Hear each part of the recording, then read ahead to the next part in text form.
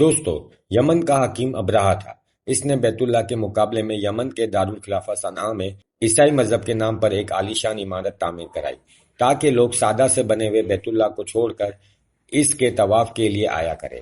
جب یہ خبر مشہور ہوئی تو بنی کنانہ کے ایک آدمی نے جا کر اس گرجا میں پخانہ کر دیا۔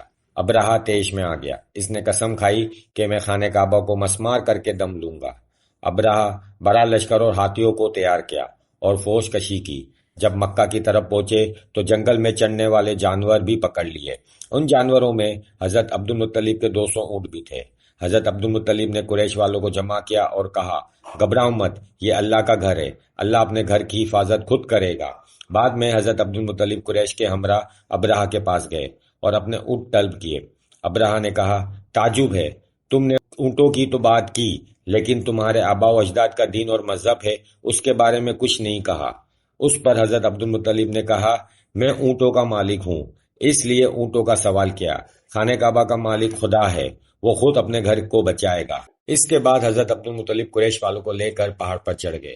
جیسے ہی ابرہہ لشکر لے کر کعبہ پہنچا تو آسمان پر چھوٹے چھوٹے پرندے غول کی شکل میں نظر آئے اور ہر ایک کی چونچ پر چھوٹی چھوٹی کنکریاں تھیں جو دفعتاً لشکر پر پڑنے لگی۔